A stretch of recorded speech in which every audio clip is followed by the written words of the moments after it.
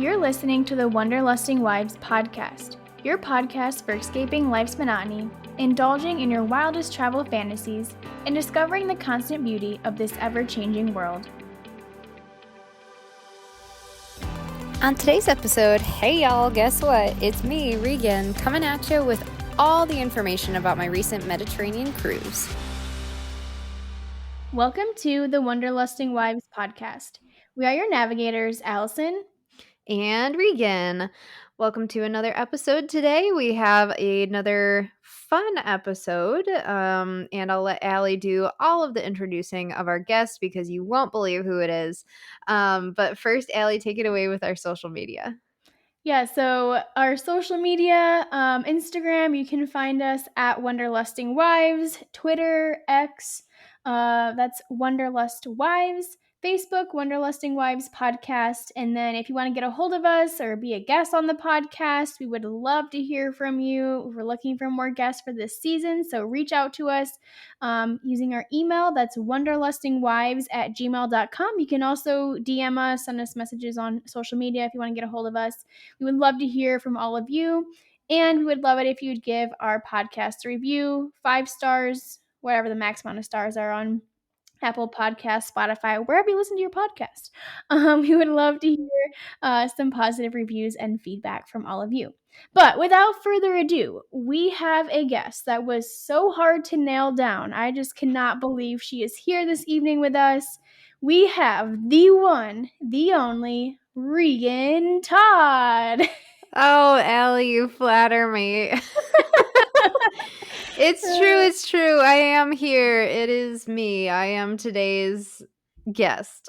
It is so exciting. I have been just counting down the days, the seconds, the minutes, whatever you want to say, for Regan to come on the podcast to talk about her Mediterranean cruise that she went on this summer.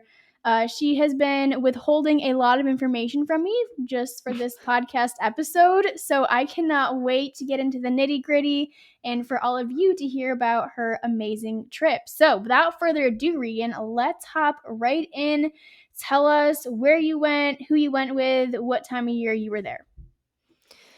Yeah, so like Hallie said, I was on a Mediterranean cruise, specifically Eastern Mediterranean in the Adriatic and the Aegean. So I was in Greece, I was in Montenegro and Croatia. My cruise left out of Italy, so I was in that region for the cruise portion of my trip. And this was my 5-year anniversary trip with my husband, Nolan. So this was really, really exciting. It was my first trip that I've planned completely by myself internationally, which was really, really exciting. Very intimidating in some ways. So what I would say is that a cruise is a great option for anybody who's looking for a relatively low stress way to travel because you have everything figured out. You have where your luggage is going to be figured out. You have where you're going to be sleeping figured out. You have transportation figured out. You know where you can eat if you want to be eating on the ship rather than in the countries. Like you just have most everything figured out, and then the only thing you have to do is figure out what to do in the ports and then like how to get to the ship and from the ship at the end of your trip. So if you're looking for something that is somewhat of a budget to see a bunch of different places, or if you're looking for a relatively low stress way to travel, I highly recommend a cruise. I recommend a cruise pretty much anytime, but particularly in this case, we were able to go to all of the different countries that I was able to go to. And for the Mediterranean, though, I was in the Western Mediterranean. So what I was hearing about this is that you dock really close to anything that you might want to be doing in the ports. So the old town of anything, like yeah, anything that you want to be doing, you're pretty close to. Versus in the Western Mediterranean, I was reading a lot of like, oh, so you dock and then it's like an hour bus ride to get to Florence or wherever else you're going to be. So keep that in mind. And I'm not saying that Western Mediterranean cruise wouldn't be a great option, but I specifically went with an Eastern Mediterranean trip because of that, because it was really going to maximize my time.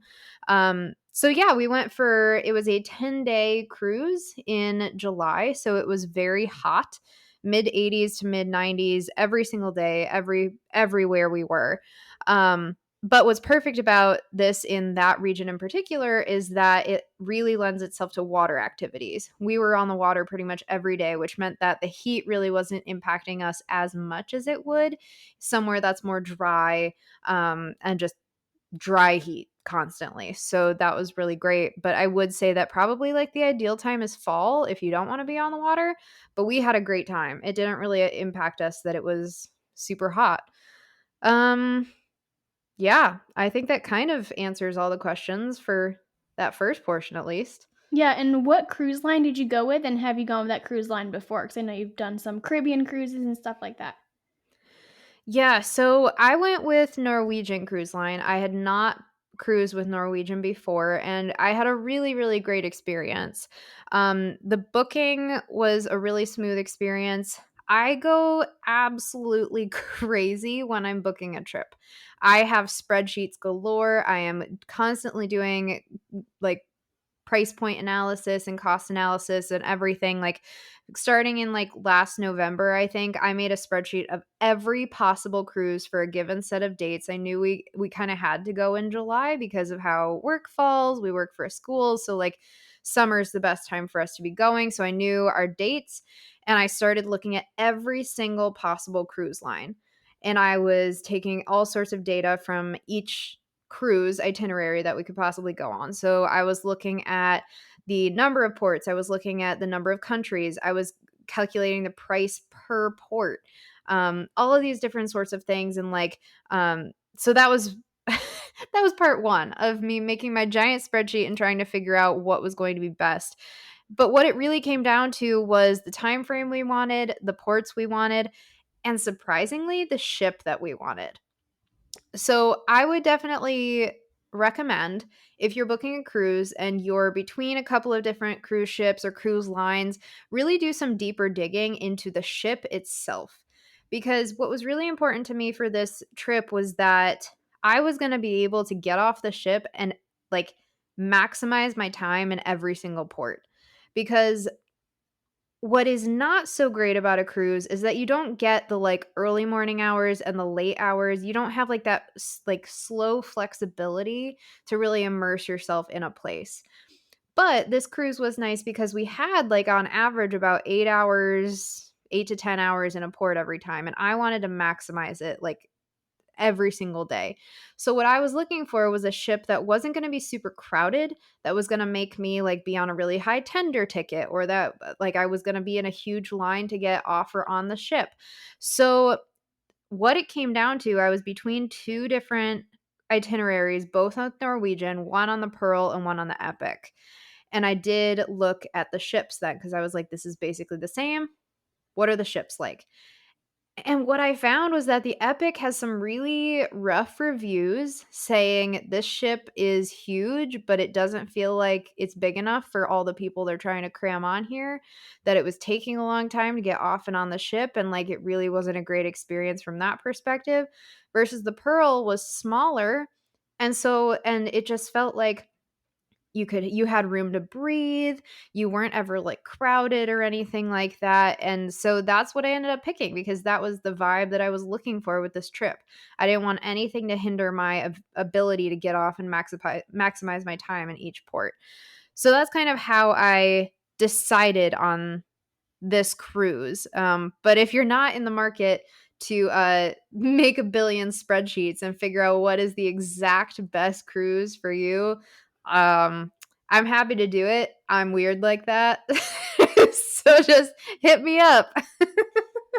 Yeah, and before we get too deep into the different ports, just a couple more questions about the cruise. So, I know we've done a lot of Carnival cruises, the both of us, and it seems that's more of like a party or maybe family-centered kind of cruise line.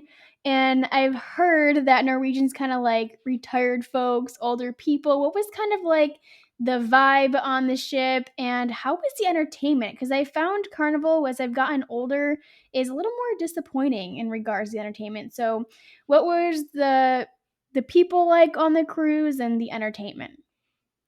Yeah, so definitely a different vibe from Carnival. And we talked a lot about this on our trip, actually, comparing Carnival to Norwegian, the two cruise lines that we've been on. And when it comes to the people, it definitely seems like it's a more just like I don't even know what the word to describe it is. I don't wanna say refined because that seems like then it's about class, and it's really not, but people on Norwegian really did seem like they were there to relax and to just enjoy time, versus on Carnival, it's very much in your face, like, "Choose fun, and here's what's happening, and blah, blah, blah," and so it's definitely a different vibe. Carnival is very much choose fun in your face, and Norwegians very much like enjoy your vacation at your own pace. And I really enjoyed that about Norwegian. It really felt like high class. It felt just like it felt great. And in terms of entertainment, I think that depends because on the newer Carnival ships, they have some really really good entertainment. Like the shows on the Panorama, for instance, are exceptional, like so good. And I would say that the entertainment on this kind of older version of Norwegian is about in between Carnival's kind of two tiers of entertainment that they have. Their older kind of productions and then their newer productions. And Norwegian, I would find right in the middle. Um, However, the live music on Norwegian was fantastic. There was one band called the Funky Roots that we ended up just following around the whole ship. And that's what's really cool too, is that about a cruise, your travel time is while you're sleeping, or it's while you have all sorts of entertainment to enjoy. So you don't have to like be on a train or a bus, which has a lot of charm in and of itself. You get to see the countryside of a country or anything like that. There's a lot of charm to it. But you wake up and then you're in a new country.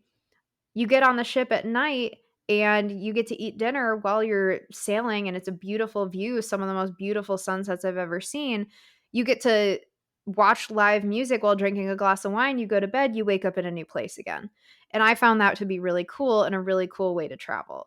Um, so yeah, that's and also one more thing that I will say about Norwegian versus Carnival, I thought that Carnival's dining room food was better, but Norwegian's buffet food was better. So, something interesting there. Also, the drinks on Norwegian, I think, are way more consistent than on Carnival, and you actually get your money's worth. Yeah, I'm really glad that you brought up the food because I wasn't sure if I was allowed to talk about that yet. I know it's like usually like to have its own food section of the podcast, so I'm glad you brought that up because I was curious about that, but wasn't sure if it was the right time and place. No, food can always be talked about. I will talk Okay. about food all day. It's why I go to spin class. But yes, yes, we're at least in this comparison, we're allowed to talk about food. We'll Okay, get more into it awesome. later. So let's get into the different cruise ports. You've been to some destinations, pretty much every destination I have not been to. So I'm really, really excited to hear more about it. Where did you start? Like, where was the port that you started in to get on the ship? And then tell me, like, the destinations that you went to. Yeah, totally. Okay, there is so much here. I will say that two things. One, it is so much easier to care about history when you are in the place that the history took place in. I learned so much on this trip that I had no idea. Did not expect I was going to learn so much. So that's a testament to like, you might be going somewhere for the nature and the beauty, and you're still going to learn so much. So be prepared with a journal to write it all down so you can tell your mother in law later. Number two, shoot, I don't even remember what number 2 was, so let's get into it. Anyways, but I do wanna talk about how we got to where we were. I, for the first time, took a flight on Air Transat from Toronto, layover in Montreal, and then to Venice. And it was actually a really great experience. They were, I think, rated or voted one of the best like leisure airlines most recently, and we had a great experience. The food was really great, the service was great, the whole booking process was great. So highly recommend Air Transat if you're looking for a little bit more of a budget option. And then we landed in Venice. And what I will say is that our you have to watch for which port your cruise is leaving from, because there's Venice. I think there are 2 ports in Venice, and then there's Trieste, which is where we were going out of. And that's actually like a 2-hour bus ride from the Venice airport over like around up to like the curve of the boot at the top going over toward like not Siberia, Transylvania. No. Serbia? No. I was going to be going to that country. I can't even remember it now. Slovakia. Slovenia. Okay. That's the one. All the S's in We got there. We got there eventually. We're good at geography. We got this. So it's a 2-hour bus ride. And I would recommend that you get the transportation through Norwegian because of that.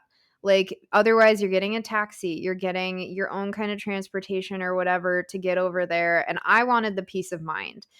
That wouldn't necessarily be the case for me all the time. I typically like to do things on my own and get the better budget option. But because of that, I would recommend getting it through Norwegian. And it's a beautiful ride if you haven't been up for like 30 hours already and are falling asleep. If you're able to catch any of it, it's really, really nice. So that's like a great 2-hour ride, and then you're at the cruise port. So yes, we went out of Trieste. It's a beautiful little seaside port. And as we were sailing away, we saw this insane looking yacht.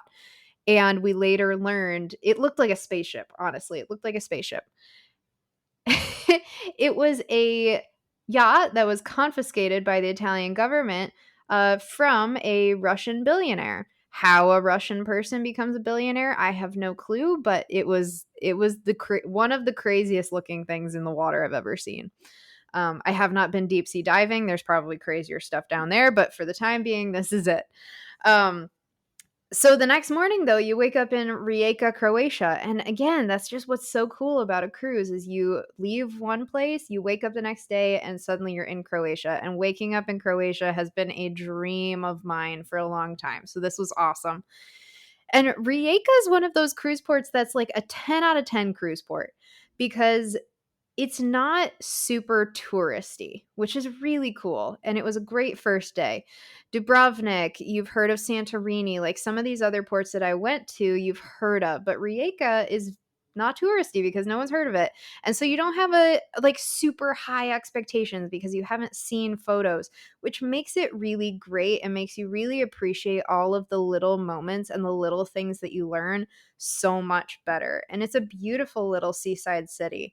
We went to a fish market that was so smelly, but hey, they eat stingray, and I'm still Wow. trying to wrap my head around that. And it was just cool to kind of see that piece of the culture, like the fresh seafood, which, yes, chef's kiss. But Rijeka was very walkable. You could do everything in a day, and we did a free walking tour.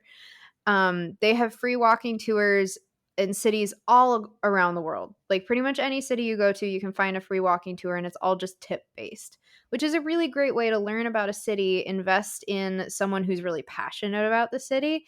And so that was really awesome. We learned so much that like Croatia's been owned by 8 countries in the last 100 years. Like how do you even be owned by 8 countries? It's crazy. And also like probably one of my most shared fun facts about this city is that the person who came up with the idea for the first torpedoes was from Rijeka, and he had a daughter, and that daughter married a Von Trapp from Austria. And you might have heard the name Von Trapp because of the Sound of Music. And this is that Von Trapp family. The woman from Rijeka and the Von Trapp from Austria had 6 children, but then the mother died, and the Von Trapp man married Maria, moved to America, and this is where the Sound of Music story came from. Wow, that is so cool. I'd never heard that story before. Right, and so it's like this unassuming little seaside town had so much to offer, and I think that's a lesson we can all learn too, is like it wasn't Dubrovnik, the city that I've always heard of from Croatia, but it still had so much rich culture, um, and it was just a great day spent in a really interesting city and just kind of walking around observing Croatian life, cafes, all the different things, and we ate some amazing food, and I'll get to that later. But yeah, so that was Rijeka. Rijeka was a really great day. And then we went to sleep again, and we woke up in Zadar, Croatia. It's spelled Zadar. So I was like Zadar, Zadar, and everybody's like Zadar, Zadar. So it's Croatian spelling and pronunciation was something I had to get used to for sure. But Zadar was a very new cruise port. I actually think we were one of the first ships to dock in Zadar. And it was super easy again to get from the port to the old town. And we took an Uber because we got off the ship really early before like the bus shuttle was running. But easy to taxi. There are taxis waiting to take you into town. I think it was literally like €6 for the Uber into town. It was not bad at all. And we actually did a sailing tour in the bay with Marlin Sailing. And I'd never been sailing before. Nolan had never been sailing before. And so this was a really, really great opportunity to learn to sail. And Nolan, in particular, who had a boat, like we had a boat when we lived in New York and everything. Uh, this was so informative in the best way because sailing is an art form. It really is. And I had no clue that it was as intense as it actually is. Like you're leaning to one side depending on where the wind is. It's crazy.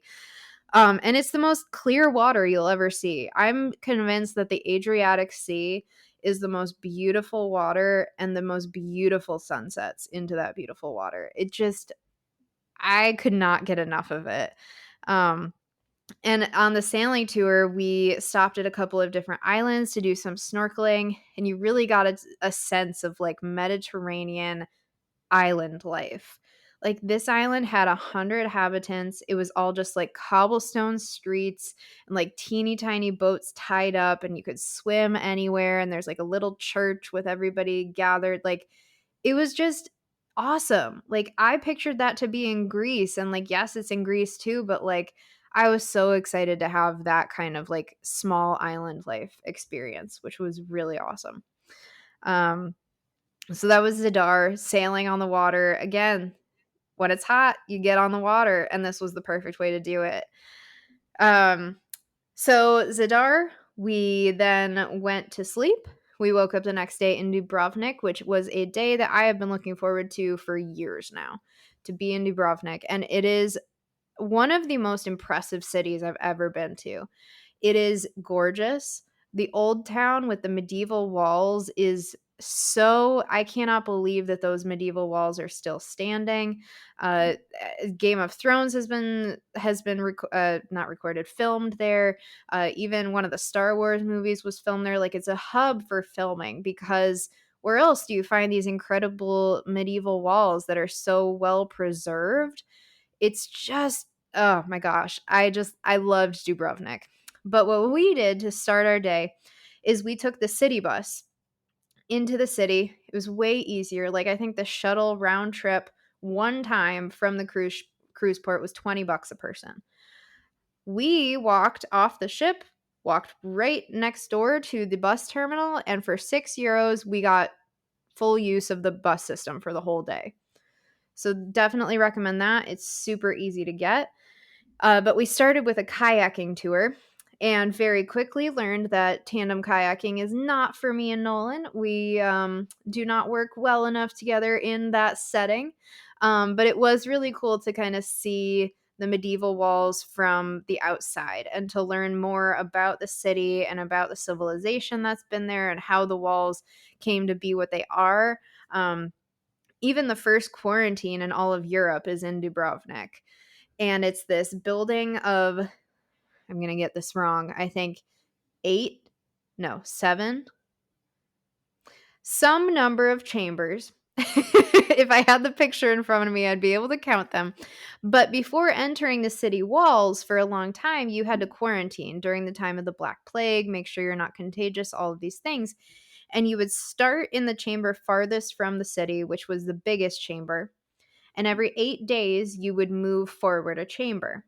So it must have been 5 chambers then, because it was a total of 40 days you'd have to be in quarantine. And the rooms get smaller as people, die off over the course of the 40 days. If you survive the 40 days, you get to enter the city. Which, thinking about COVID then too, I was like, oh my gosh, Full This is what circle. quarantine used to be. Yeah. We didn't have Netflix back then. Um, so it was just learning about things like that are, like, so beyond what our country even can fathom in terms of what history means, like, BC, we're talking, like, Um, and Croatia as a country is really impressive to me. So when their communist leader died in the 1990s, they were like, "Hey, let's survey everyone in our state. Do you want to be a country or not? Do you want to stay communist or do you want to be our own country?" 98% of people voted, and 93% of the population voted to become their own country.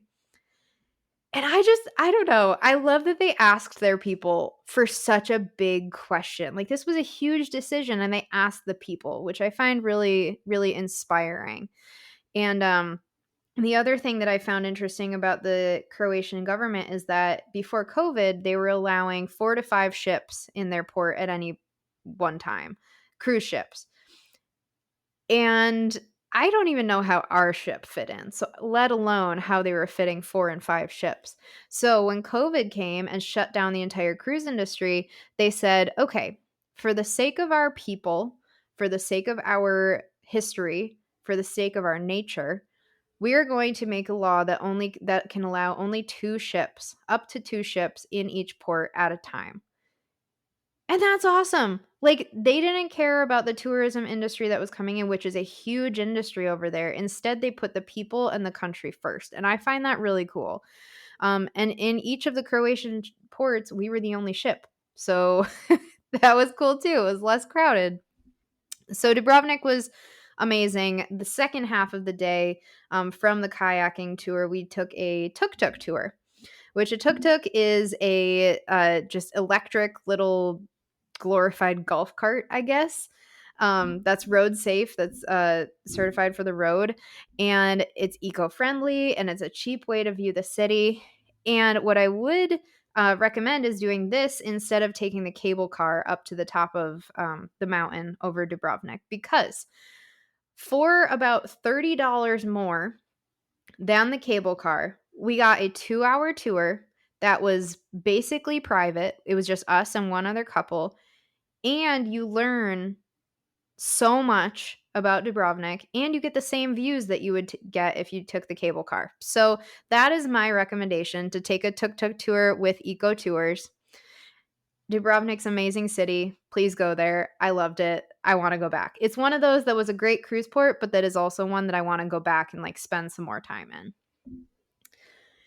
Then finally, rounding out Croatia as a whole, I went to Split, Croatia, and we went canyoning on the Cetina River with Go Adventure Tours. Now, if you don't know what canyoning is, I would only recommend it for people who do not have health challenges or who are not faint of heart. Because though there are 2 options, we did the extreme canyoning tour option because, Allie's shaking her Of head, yes, course. because that tracks. Yeah. Yep. The adventure started when we were going 130 kilometers per hour on the highway to get to our canyoning, which really comes out to like 80 miles per hour, but still, I was like, oh my God, we're going to die. But this canyoning, so you get on a wetsuit and a helmet and everything, like, it feels very like you're protected, well protected. And then you're literally just like walking through a river and like bouldering, and you had to hike down into the canyon, and it's just like you're sliding down some rocks. It's like a waterfall, and it's just so much fun. And again, when it's hot, it's a great option to be in the sort of cool water. But then you get to the point that is where I say you need to not be faint of heart. We belayed down 180 feet waterfall. We have the pictures to prove it, but I was the last one to go, and I was basically peeing my pants waiting. Like, I'm not usually super nervous about that stuff, but I think the anticipation was killing me. But you get walking down the side of this canyon, and the view, oh my gosh. The view of being at like waterfall height, the whole, like, just watching the waterfall down as you are walking down with it. Oh my gosh. It was one of the most awesome views ever. So cool. And then to round out the canyoning, once you get to the end of the canyon, we got to like free jump from 20 feet and 30 feet. And that maybe was scarier. Wow, that was scarier. I'm scared for the whatever 80 miles per hour drive. Yeah. So that was a adrenaline pumping day. It was beautiful. It was kind of what I wanted too. I wanted to get into the Croatian countryside a bit more and like really see the nature, because the nature of Croatia is what made me fall in love with the country and like really want to go there. And I definitely want to go back and go more into the interior, into northern Croatia, to go to more of the national parks. But that's what a trip like this was about for us, was like getting a taste of something. Do we want to go back somewhere? We're going to figure it out, and we're just going to learn what we can, see what we can. So that rounded out Split, Croatia. Then we went to Montenegro, which I think, aside from the end of our trip in the Douro Valley and Porto, Portugal, I think Kotor, Montenegro was my favorite day of our whole trip.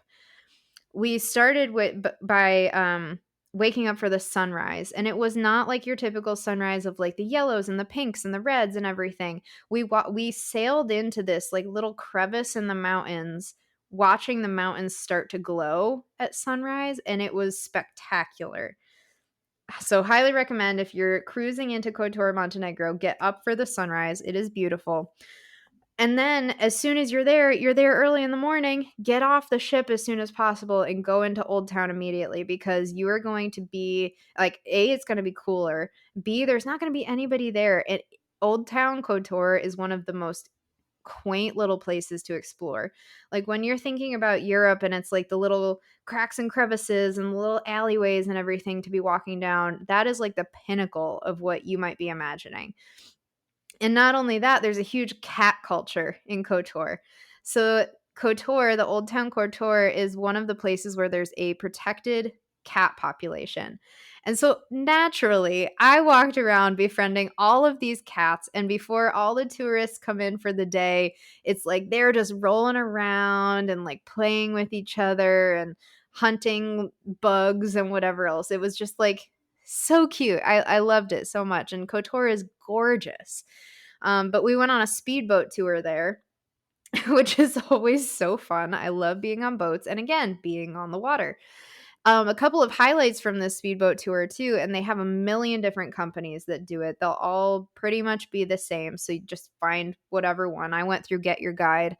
But one of the highlights was we went to the old submarine tunnels from like World War II era. So when Croatia was under Yugoslavian rule, a communist country, they had hidden 3 submarines on a military base just outside of Kotor. And they covered these entryways with rocks and gates and everything so that you couldn't see them. But these tunnels are huge, and they only housed 1 submarine each. They had a total of 3 of them. And so our speedboat is going into this submarine tunnel, and it's gigantic, and it's kind of eerie, just to think about, like, this was a very different place not too long ago. Like, we're talking, like, 70s to 90s. And our guide was playing like this epic kind of creepy music to go along with it. It was just, so that was really, really cool. And then we rounded out that speedboat tour by swimming in a bunch of these little caves on the Adriatic Sea. And it was just, you can't go wrong with swimming in the Mediterranean. It is just gorgeous, gorgeous, gorgeous, gorgeous. So Kotor, amazing. Highly recommend it. Then moving on to Greece, we went to 3 stops in Greece. We started in Corfu, which is apparently one of the most beautiful islands. We did not get to see the whole island because this was the day that we went to a farm and did an olive oil tour and tasting. And this was something that Nolan was really looking forward to. I didn't realize I was going to love it so much. There's so much to know. It is such a rich industry, the olive oil industry, and it's a beautiful kind of production process and everything, and how they honor the trees. But we got a private driver to take us to the farm, and the olive oil tour and tasting were fantastic. It was Dr. Cavadia's farm. And they told us all about olive oil production, and they talked to us about like they're sustaining the farm and how everything is just kind of feeding into one thing and the other thing. And then we did a tasting, and now we are snobs about how to taste good olive oil, and I'm okay with that. Like, there it was just a beautiful morning of really learning about a craft that is so near and dear to so many families in Greece. So I loved that. And then like Old Town Corfu was really, really, really interesting. We got some, well, I can't talk about food yet, but we got food there, to be continued. Um, the next day was Santorini, and this is one of the ports that I would say if it's on your cruise itinerary, don't like not go on that cruise because it's on there. But it's one of those places that you probably do want to like fly into and spend a few days. I could have spent days there. It's one of the places that I don't think photos do justice to. The problem with it being a port is that while in Croatia we were the only ship in most ports, in Santorini we were one of 5, and we're all tendering to the shore, which means that we have to get a boat from our boat to take us to the port. And then the problem is that the port can only hold 500 people at a time. From 5 ships, 500 people at the port. And all of those people have to get up the caldera to the top of the mountain somehow. And your options are to walk up 650 stairs in the blazing heat, take a donkey up those same stairs in the blazing heat, or take a cable car. And you do have to pay for the cable car, and the cable car only takes about 36 people at a time. So it's a pretty inefficient system, and I was really frustrated with how they kind of have orchestrated this whole thing. Because we docked at 1:30 and we weren't even up the cable car until 3:45. Wow. So, so Santorini has a problem with its port itself. We missed the beginning of our tour that we had booked. We had booked a 5-hour, like all around Santorini tour, and we did have to get a taxi then to meet up with our tour. It turns out we didn't miss that much because this is a commonly known issue, and the tour did try to wait for us for a while. That was the whole thing because we had to give our phone to a taxi driver so that the taxi driver could coordinate with our tour group to be able to figure out where they were and where he had to take us. And it was very nerve-wracking, but it worked out. We met up, and Ia, the like white buildings and the blue dome cities, amazing. We learned that Santorini is actually the largest crater in the world if you drained out all of the water from the inside of it. So it is all connected. It's just underwater because of earthquakes and eruptions and things that have happened. Santorini is a fascinating and beautiful place, and I would recommend flying there and spending a couple of days. And then finally, I guess this is the final port. Yeah, Mykonos in Greece. Mykonos is one of those places that has an emphasis on like bachelorette parties and bachelor parties. It's like our Nashville is Mykonos. So it has a lot of clubs, there's a lot of shopping, there's a lot of restaurants, which is great in a lot of ways. But for it being a port, there weren't too many options for us. So we ended up spending our day at a bakery. That was like the best thing we found. And Mykonos is very beautiful to walk around in. But as a port, I don't know that it has too much to spend a whole day in. But if you fly in, I also don't know that there's too much unless you want to go like beach clubbing. Apparently, it has beautiful beaches. We did not make our way to a beach due to a lack of time. But yeah, so those were our ports and some of the highlights of things that we did. It was a great trip. Yeah, that sounds incredible. So, a few things come to mind as I'm listening to your stories. I know you mentioned you used Get Your Guide, but did you book any excursions through Norwegian at all, or did you just book everything on your own? How did you handle the different things that you did in the ports? Yeah, so when I booked with Norwegian, they had a couple of things. They had free open bar, free 150-minute internet package, $50 off the first person for each excursion you book through Norwegian, and free specialty restaurant, like one meal. The thing is, a lot of people are like, oh, free open bar.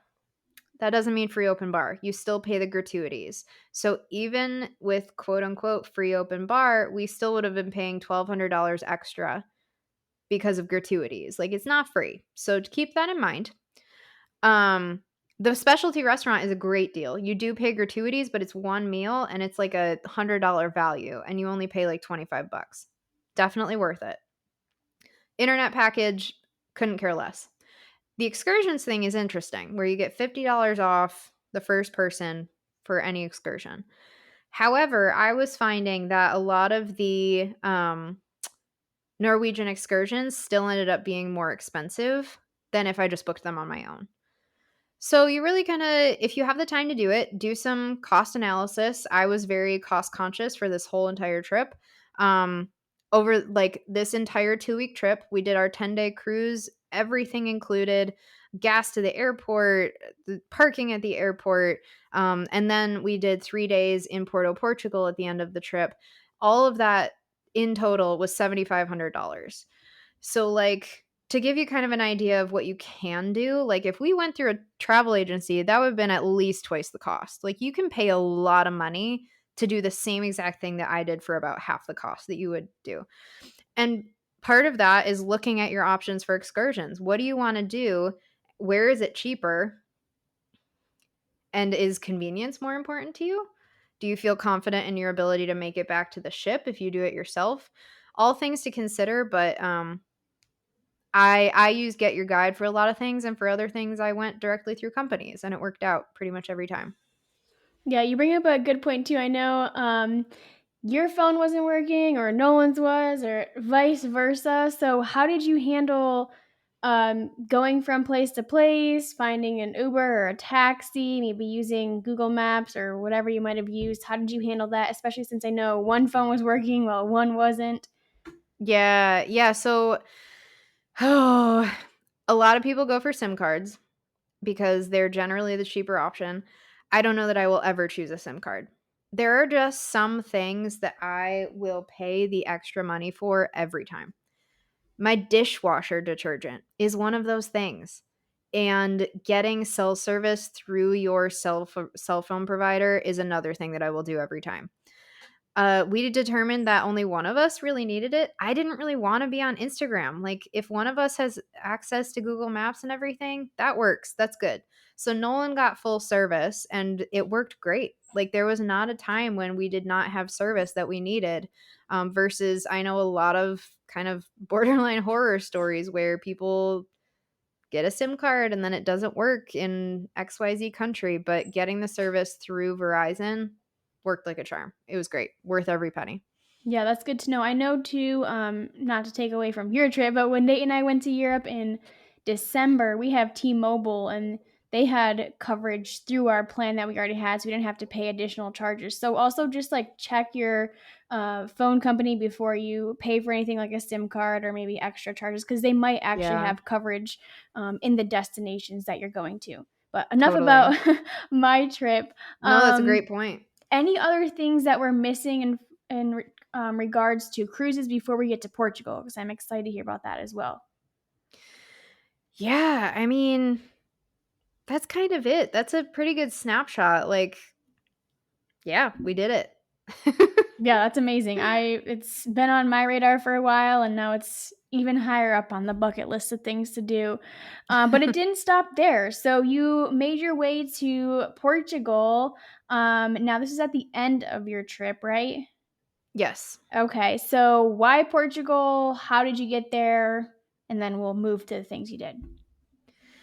Yeah, so remember that time when I said I was crazy? This is the reason Which we got one? to No. Yeah, right. The reason we ended up in Portugal is because I put together an entire slide presentation of options of places that we could go at the end of our trip. We wanted to make it a 2-week trip. We don't know when we'll have kids or anything, so we really wanted this to be like making the most of our time abroad. So I put together a presentation, options like Barcelona, Paris, the Olympics were going to be going on, so that was eliminated quickly.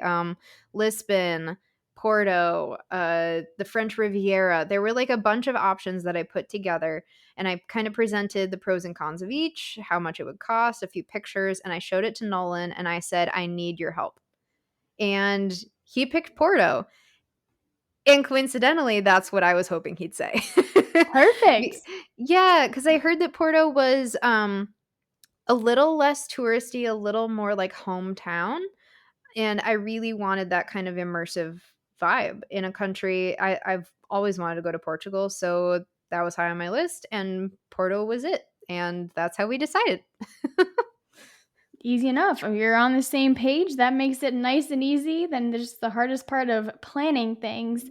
So what did you do in Portugal? I know we have a whole reel on our Instagram. So check that out.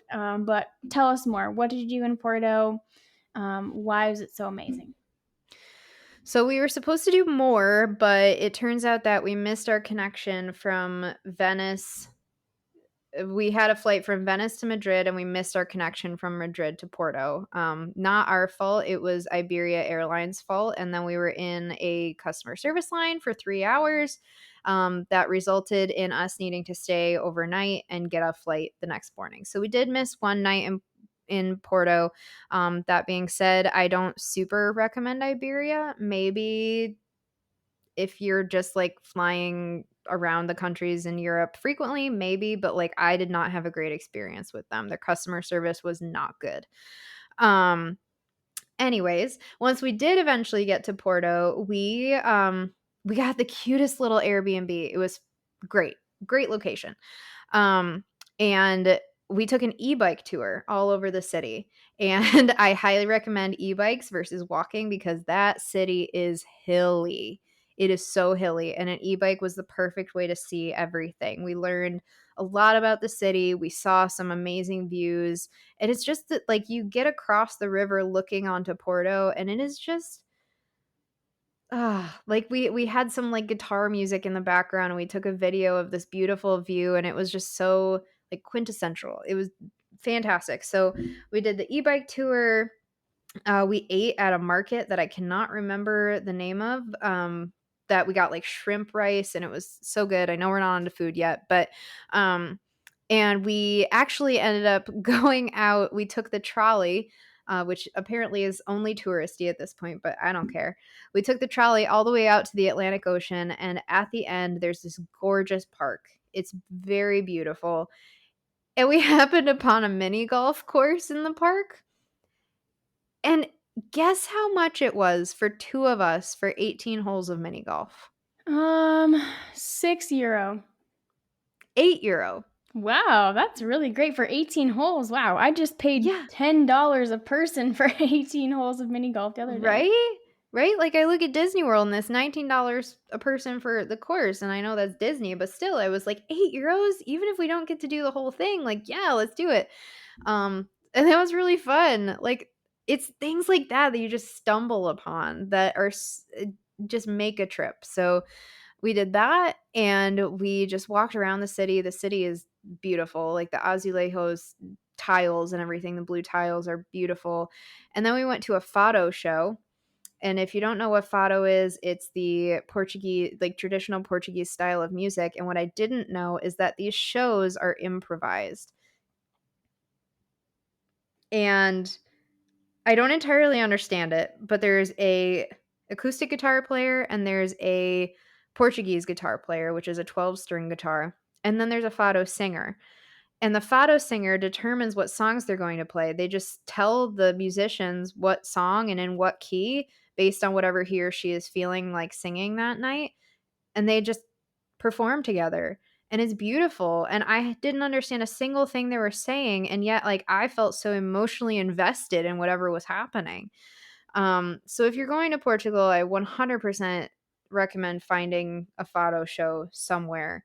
Because it's really like magical and transcendent. It was really beautiful, and we saw a beautiful sunset from the venue we were at. So, and then the next day, our second day in Porto, we took a full day wine tour out to the Douro Valley, which is the wine region of Portugal, and it is the largest regulated wine region in the world.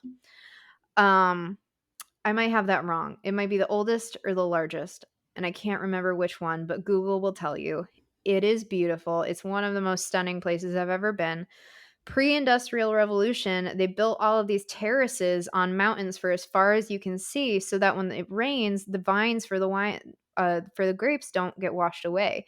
And that's genius to me. I just couldn't get over it. It was gorgeous and the wine was beautiful and delicious. And it's just like it was this most serene place, and just how they grow the wine, and they're so invested in it, and it's so important to the families and everything. I just had the best day. It was one of the most amazing places I've ever been. Um, yeah, that was basically Porto, and the food. I mean, let's get into the food I know, it's because like the moment we've all been waiting for. Have you held back for so long, like you're bursting at the seams, so tell I me really all am. about the food. Let's hear it. Yeah. Okay. So there was so much food. I definitely gained weight. Don't worry, I'm in spin class. But I'm going to give some highlights. So the food in Croatia as a whole is very seafood oriented. There's a lot of risotto. It's delicious. It's like my happy place. So in Rijeka, we ate lunch at Fiume. It was right around the corner from a seafood market that we went to, and I had seafood risotto, and it was so good. I was sweating so much from eating it because I was sweating outside, and then I was sweating eating hot food. But there was a beautiful glass of wine to go along with it. I discovered that Malvasia wine, it's similar to a Riesling or a Chardonnay, something like that. So good. I'm on the hunt for one in the United States. Haven't found one yet. If you find one, please let me know immediately. But the seafood risotto, I'm eating it, and all of a sudden, I see this teeny tiny little octopus in my risotto, No. and I did eat it. I did eat it. I did not eat the No. second one, but I ate the first one. So that was interesting. I felt like I had to. Like it Yeah, just, it's part of the I had to. experience. Yeah. So that was delicious though. Nolan said his meal was very good as well. In Split, Croatia, we went to lunch at Saint Berek. And Berek is like it's similar to like a spanakopita, but it's the kind of Croatian version of that. And it was delicious. And I actually think that shop, I realized this later, I think it was on Somebody Feed Phil, the TV show. Hmm. So check it out. It was really good. Like everybody was really friendly. It was just delicious. And food is so cheap. Food is so cheap compared to the United States. I was loving every minute of it. And gelato, oh man. Okay, speaking of gelato, in Kotor, Montenegro, may have been, I think it was the second best gelato of the trip, and it was at Marshall's Gelato. And I don't even remember what I had, but I remember that Nolan had cheesecake gelato, and it was otherworldly. It was so good. And also in Kotor, we ate lunch at Cosato Roma, which Nolan said he had the best meal of his trip there. We had great wine. Our meals were very good. I had a whole shrimp on my dish that I had no clue how to approach eating. I did eventually figure it out, but it took a moment. There's a video. Thanks to Nolan. So Casato Roma was very, very good. The ambiance was beautiful. Um, in Corfu, Greece, I had gelato at Papa Yorgi's that was kumquat flavored. And Hmm. kumquat is huge in Corfu. They have distilleries to make liquor, they have cakes, they have clearly gelato. So if you're in Corfu, definitely try something kumquat. I love that flavor anyways. Like I remember getting kumquats at markets in New York City as a kid, so like it was really good. But try something kumquat. In Santorini, you literally can't go wrong with getting baklava or orange pie from any family bakery. Nolan even said, he was like, if this is what baklava is supposed to be, then I want to eat this every day for the rest of my life. Like it's soaked in honey, and it's not like crispy like it is a lot of times here in the States. It was so good. Um in Mykonos, Giora's Bakery, which is the bakery that we ended up spending a lot of time in. We got like spinach pie, we got more baklava, of course. But it's from the 1400s, and it's in like this little cave, and it's just the perfect escape from the heat of Mykonos. And then finally in Porto, there were two spots that stand out to me. One was gelato, and for the life of me, I cannot remember what it was called. It was called like I don't know. It was called something, but it was across from Mercado de Bolhao. And it was the best gelato of our trip. It was the last night we were there. It was phenomenal. It was so good. So definitely look at Mercado de Bolhao as if you're walking out of the market and go left, you'll find it. And finally in Porto, similar to what Allie was saying in her Texas episode, how there was a bakery they went to 2 days in a row. We found our version of that bakery, and it was called Confeiteria de Bolhao, and it was right across, again, from the Mercado de Bolhao. That's the area we were staying in. Holy pastries, I was in heaven. They had everything for breakfast, and my favorite thing was this cinnamon roll, but instead of cinnamon and sugar, it was ham and cheese, and then there was an egg cooked on top, and it was just I got it 2 mornings in a row for breakfast, and I ate every bite. And you can't go wrong with croissants anywhere. So that's my food spiel. Oh, I am so hungry now and so eager to get on a Mediterranean cruise. I am completely sold. Before we wrap things up, though, any final tips or thoughts about cruising or Portugal? Yeah, I mean, I guess the last thing that I'll say is if you're worried about price, I was constantly looking at price. Plan all you want for price before your vacation. Do the budgeting, whatever. Once you're on vacation, just be on vacation. Don't mention the budget. Don't mention what you're spending.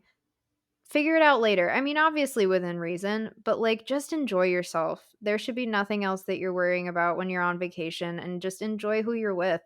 That's a challenge that Nolan and I have sometimes, is not being super money oriented and being where's the money going? And here's our budget lines and everything. So if that's you, just enjoy it. Throw the money out for a little bit. But that's the last thing I'll say. Yeah, that's an incredible tip to end on. So, thank you, Regan. Hopefully, you all enjoyed this wonderful episode. It's been so fun having you as the guest and not the co host. So, thanks for joining us and for all your wonderful nuggets of information. Of course. Thanks for listening, everyone. Thanks for tuning in to the Wanderlusting Wives podcast.